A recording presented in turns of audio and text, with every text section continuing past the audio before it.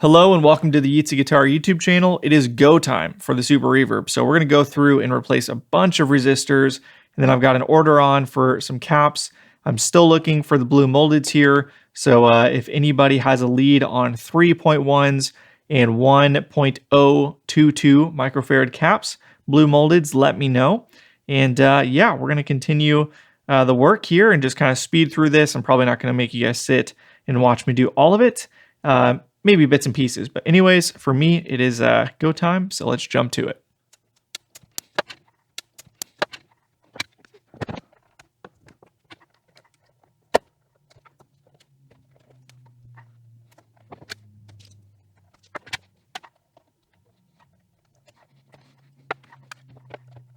For the grid stop resistors, I went with the Vishay 2-watt power metal films. These are great resistors, and they're really small, which I like, and then they're also, very durable, powerful resistors. So because they're just gonna be sitting here baking over a tube, I figured these would be a good choice for this spot. So we're gonna give those a shot. Cool, so we got the first socket done. We got the 470 ohm 3-watt 5% resistors. These are great. I buy these off of Tube Depot, I believe it is. And then again, these are the 2-watt power metal film from Vishay, and these are awesome. So these should be very, very stable, and we'll go ahead and do the same here. All right, just like that, we are all done with the screen and grid resistors there. Everything looks good. And that should be, actually there's one more thing I want to do, which I always do with the grid stop specifically. Let me grab my dental pick here. And what I like to do is just lift them up a little bit. So there is a little bit of room. So I just kind of take you can see the right angle, 90-degree angle dental pick, get it under the center and just kind of pull it up a little bit. Just to get the resistor sitting up just a little bit above the tube. Just a bit more. Doesn't take much. The next target will be the 82K and the 100K right here. They're measured way out of tolerance. So as always, what I like to do, just get a little bit of solder going here. Get it flowing. Get it flowing, that way it should come out pretty easily. And then where's my dental pick? There we go. And then I like to just kind of pop it under and just pop the resistor up.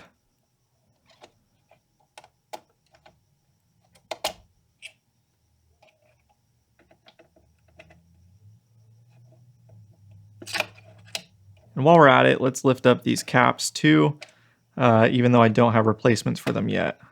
This way I can have a bit more room to this eyelet back here. Quite a lot of solder in that old eyelet. And all of that solder from one eyelet. Okay, so we've got those swapped. Let's move on to the 1 megs. While I'm here, I'm going to lift the negative feedback resistor up so I can go ahead and just measure that really quick. Should be, 820, I think. It is a 1K, so that's a bit high. Let me see if I got a replacement. All right, and just like that, we are done with all of the joints here. So to recap, we did new 1 meg, new 1 meg, new 0.1, new 820 ohms negative feedback resistor, and new 22K. This measured fine. This measured a decent bit out, but I actually think this will be okay. And this is a 470 ohm. This is a cap that will be replaced. This 220K on the right here, I'm probably going to replace, but I think we'll come back to that one. So let's see if we can sort this out and try and make this look better. Well, I decided that it just wasn't worth it trying to salvage these spray caps here. They are 25 volt only, which is a bit surprising to me. The equivalent mod, you can see here, which is what I use most often, is a 25 microfarad 50 volt. And it's the exact same size.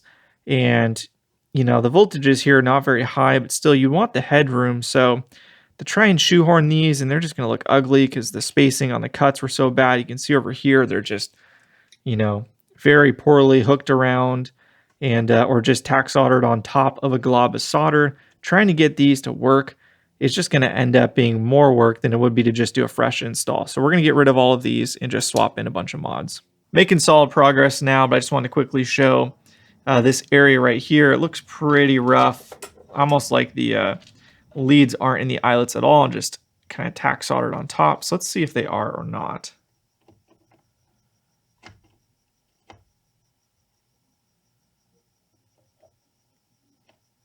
So it looks like that one was in the eyelet. Let's see about this one.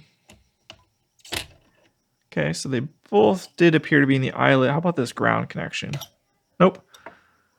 So the ground was not in the eyelet, but the other components were.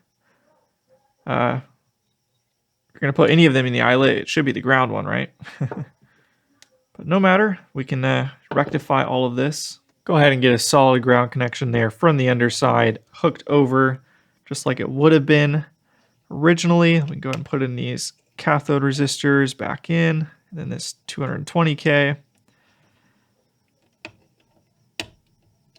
And then the issue you run into and why the previous tech did what he did is because it's really a tight space to be able to fit in 2 more leads into here. It is possible. I've done it. I've shown it on the channel. However, really the easiest way to do it is to do the twisted lead method for the 2 cathode bypass caps. So I will go ahead and do that now and kind of show you what I mean. But first, just try and prep a hole in there to fit. And then from there, basically what you're going to do is you're going to take 2 of the cathode bypass caps. Make sure you've got the positive end facing the right way. And then you're just going to go ahead and grab them. And there's a bunch of different ways you can do it. You can kind of do this here and just kind of get them to join together and then just twist. Something like that. And then now you've only got 1 ground lead, so you only have to fit in 1 into the eyelet, which is no problem. But fitting 2 can be a problem. Although with these mod caps, they're small enough that usually 2 is not a problem anyways. But that's okay. We will just go ahead and do the twist method, as it were. And the other thing I like to do is kind of bend the resistors out a little bit so there's more space for the caps in between. That looks pretty good to me. Yes, I know we got a bunch of little solder splatters everywhere. We will take care of all of that before we fire the amp up. Now we can grab our cathode bypass caps here. Sort of just mock those in place. And you can see with, it wasn't a ton of extra work to do it this way. Did not take me very much time at all, but it's just a much, much better way to install them. It's really just laziness, or, you're on a time deadline, or, customers like, got to have the amp back by this time, yada, yada, I got a gig or whatever. I can see that happening. I know that's the common excuse for finding poor work. So we can give the benefit of the doubt up to a point, right? And then when I do the twisted method, I like to just solder that so it's nice and strong, that connection between the 2. Go and add our domes back on. Okay, that looks great. Moving on down the line, we've already removed the 0.1, that gigantic orange drop here. So would it work functionally? Yes, it would be fine, but it just looks hideous. It's way too big for that spot. So let's go ahead and grab a replacement 0.1. So I went ahead and finished all this up, put in a new 3.3 meg and a new 470K, and then retained the same 10 picofarad cap because I do not have one of those. Now I'm working on the wiring here for the reverb transformer, and yeah, this looks pretty bad. I don't know if you can see that or not. Yeah, pretty toasted. So we're going to cut this shorter and redo it because it's pretty chalked here at the end.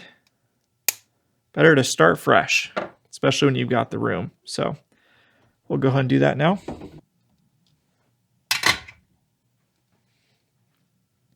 Nice little dome on there. We can move on. So these plate resistors measured about 130K. I'm going to leave those for right now. We can circle back to those. They're probably noisy. We'll find out. These 2 were placed over here with very shiny looking plate resistors. So TBD on those, but we're going to go ahead and move on because really my goal here is to just knock out as much of the low-hanging fruit as possible so we can turn it on, and then we can determine what else is needed, right? Because a lot of this is just guesswork since the amp is not safe to turn on, particularly with this over here. So definitely want to solder that to the chassis before we turn it on. So let's go ahead and get through the remaining caps on this side and a couple resistors, and we'll probably end for tonight and then pick it up in the morning. All right, another pair of cathode bypass caps. Let's go ahead and solder those puppies in.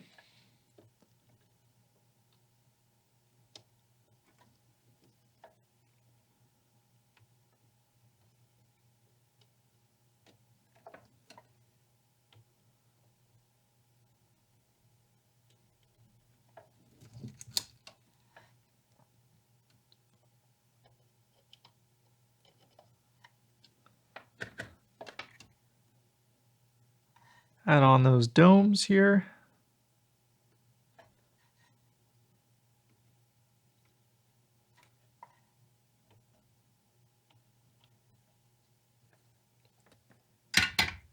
All right, that looks good. Moving on. So next up, we've got this SM cap, which has to go. This is looks like a 250 picofarad, it looks like. I've never actually run into an SM cap before, but from what I understand, any silver mica cap that says SM on it, like that does, those tend to fail and are bad caps. So by default, most people I know, if I remember correctly, just replace those immediately as soon as they see them. So that was never going to stick regardless of what it is, because I want a normal disc cap there, just like you see here. In fact, I might even steal this one from the normal channel, move it over to the vibrato channel, because I'm not much of a normal channel player. So I'd rather give the vibrato channel all the good stuff and then fill in or backfill the normal channel. So I might even take the blue moldeds and move them over, to be honest. Yeah, I'm going to do it. I'm going to steal the 250 picofarad from here and move it over. I mean, you buy a super reverb for the reverb, right? That's a part of the sound. So I don't know anybody that really used the normal channel all that much, myself included, on blackface Fenders, especially on an amp like this too, where the vibrato channel has the added mids control, whereas the normal channel does not. So you get more EQ as well. So multiple reasons to stick with the with that vibrato channel. And since I do not have a 250 picofarad cap, we're just going to go ahead and put the SM one in the normal channel for right now. But I do have an order placed already to get rid of it. So next, I'm going to leave this cap right here. I'm okay with this one. We're going to get rid of these three 100Ks. Swap in some new old stock, or maybe even some used Allen Bradleys. I've got a bunch of them. Okay, we're at the home stretch here. Just got to solder in these last cathode bypass caps. You'll notice I did some other work as well, such as moving the 0.022 from right here over to there. This 0.1 blue molded was from over here, from the phase inverter side. And then I kept the 0.1, the original 0.1 in the normal channel. I kept that there. And then you guys already saw that I moved that silver mica over there to the normal channel. I think we'll go ahead and just end this video here. Thank you so much for watching. I really appreciate it. And if you like the video, give it a thumbs up. If you want to see more content like this, subscribe. Stick around to see the story of this super and hopefully hear it soon. And until next time, see you guys.